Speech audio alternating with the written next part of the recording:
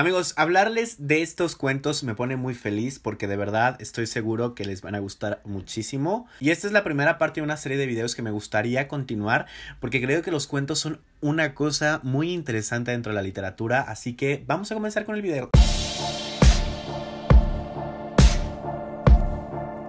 Hola a todos, ¿cómo están? Bienvenidos nuevamente a otro video más en mi canal. Como ya les dije y les expliqué un poquito al principio y como ven en el título, hoy les voy a hablar de 5 de mis cuentos favoritos en lo que llevo leído. Ya les había explicado con anterioridad o probablemente en algunos eventos, si es que han ido a alguno de los eventos donde yo he participado, que los cuentos son para mí muy importantes y me han gustado demasiado desde el año pasado. Desde que descubrí la estructura que tenían, no he dejado de leerlos, no he dejado de buscarlos. He procurado mucho este video para que ustedes sientan como esa misma atracción hacia los cuentos. Los cuentos que les voy a mostrar aquí, todos tienen un lenguaje tan particular, tan precioso, algunos más fuertes y más salvajes que otros, algunos te sumergen en una atmósfera tan terrorífica, algunos probablemente tienen cierto toque de humor y otros un lado que se orilla más al amor. Pero vamos a comenzar con el primer puesto. Estoy muy orgulloso de decirles que yo participé en esta antología, pero no les voy a recomendar lo que yo escribí. En esta ocasión les voy a recomendar y las letras nos unieron. Aquí hay un cuento que de verdad desde que lo escuché por primera vez, gracias a la voz misma del autor que lo leyó en una presentación, me pareció maravilloso. El lenguaje con el que estaba escrito, la manera que tenía Alejandro Carrillo de atraerte a cierta situación y de abrirte los ojos. El cuento lo encuentran en la página 20 y se llama La Mamacita. Ya les dije que lo que más me encantó de este cuento es el uso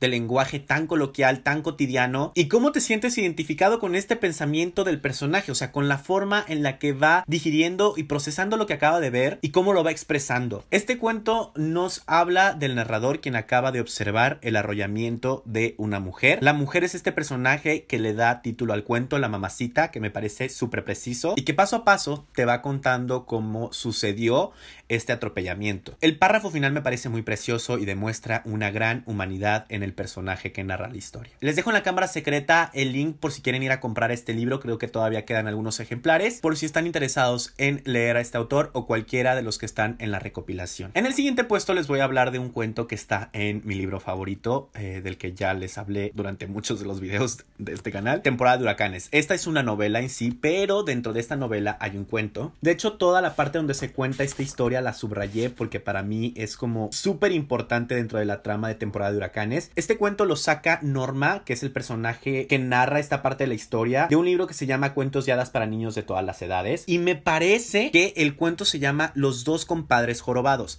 No estoy muy seguro, pero este cuento nos habla de un jorobado que por X o Y razón entra al bosque, se pierde en él y se encuentra, no sé si con una aquelarre o unas brujas que estaban invocando algo, pero estaban cantando. Y justo creo que lo que más me gusta de este cuento es que lo sentí tan familiar porque esta historia es una historia que a mí me contaban cuando yo era pequeño. Es una historia que me contaba una tía a quien quiero demasiado y me cantaba esta canción que cantan las brujas. Es un cuento como muy popular y justo esta canción, este ritmo que tiene, que es lunes y martes y miércoles 3, lunes y martes y miércoles 3, lunes y martes y miércoles 3, que es justo lo que están cantando las brujas, me llevó a mi infancia y sentí tan bello descubrir cómo los libros te pueden hacer viajar en el tiempo de una forma tan particular, porque uno de los atributos que se les da a la lectura son los viajes, pero no nada más es eso, o sea, también vas al pasado y te encuentras con cosas tuyas que te sorprenden que todavía estén en tu memoria. El cuento continúa cuando el personaje jorobado continúa la canción de las brujas y agrega una parte que las brujas necesitaban que fuera agregada. Ya no les voy a contar qué más sucede porque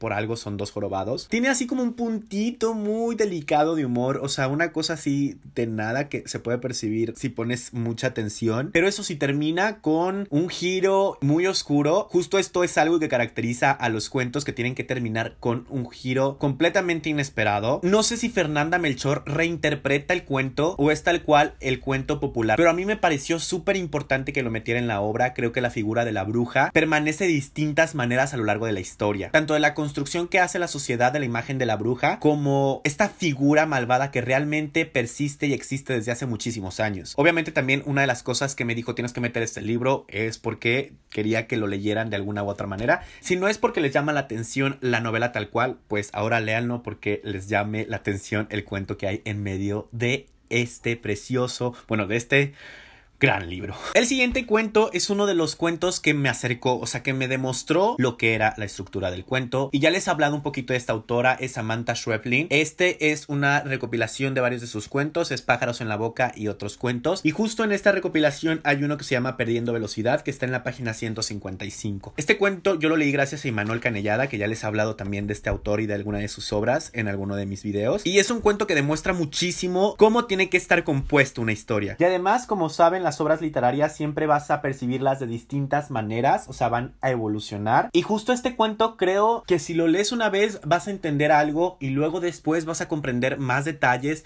y después vas a entender muchísimos más. Esto de perder velocidad, o sea, el nombre que tiene el cuento, que también el nombre es una cosa súper importante dentro de los cuentos, me parece muy contundente para lo que te va a contar. Porque más que una pista, el título del cuento es como mostrarte lo que vas a leer y hacer que a través de eso mismo puedas entender qué sucede. En este cuento vemos la historia de un personaje que nos dice que está perdiendo velocidad y que nos dice cómo en su vida pasada fue una de las personas más veloces, que trabajaba en un circo y que era súper rápido, pero en el momento justo en el que te está narrando esta parte de la historia, él está perdiendo velocidad. Y vamos a descubrir qué significa esto precisamente al final de la historia. Y es este giro, es este plot twist, es este cambio en la trama que te hace sorprenderte y que justo parte mucho de la magia de los cuentos. El siguiente que me atí aquí es de un libro del que ya también les hablé mucho y es de El llano en llamas de Juan Rulfo. Aquí tiene un cuento que no sé si sea precisamente cuento, pero yo creo que sí, porque recuerden que un relato y un cuento no son lo mismo,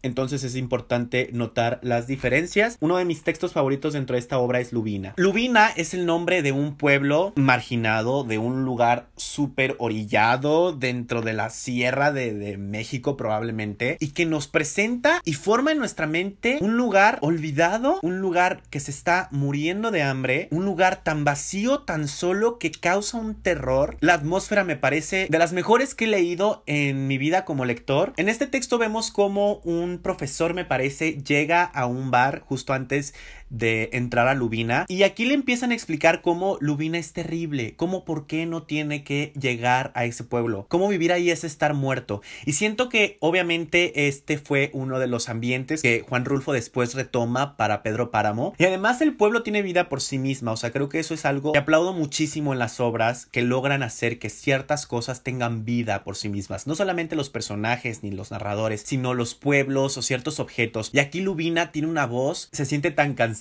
tan sola, tan vacía, como ya les dije, que de verdad sientes como no lástima por Lubina misma, sino como cierto miedo de descubrir que así es como se vive en los lugares marginados de México. Si no han leído la obra de Juan Rulfo, les recomiendo mucho que empiecen con este texto, y ya si les gusta, pues vayan a descubrir qué más pueden encontrar en este maravilloso libro. Y finalmente, el último de los cuentos de los que les voy a hablar aquí es de un libro también que ya les hablé mucho, El huésped y otros relatos siniestros, de Amparo Dávila, y esta edición es ilustrada por Santiago Caruso. Hay un texto aquí del que ya les dije que es mi favorito y que perfectamente pueden leerlo y descubrir la manera tan preciosa en la que Amparo Dávila cuenta sus historias, y es Árboles petrificados. Me encantaría de verdad poder leerles este cuento porque es tan precioso, es tan romántico, pero al mismo tiempo tiene cierto aire de oscuridad, de nostalgia. Creo que la nostalgia es una emoción que se refleja muchísimo en las historias de los buenos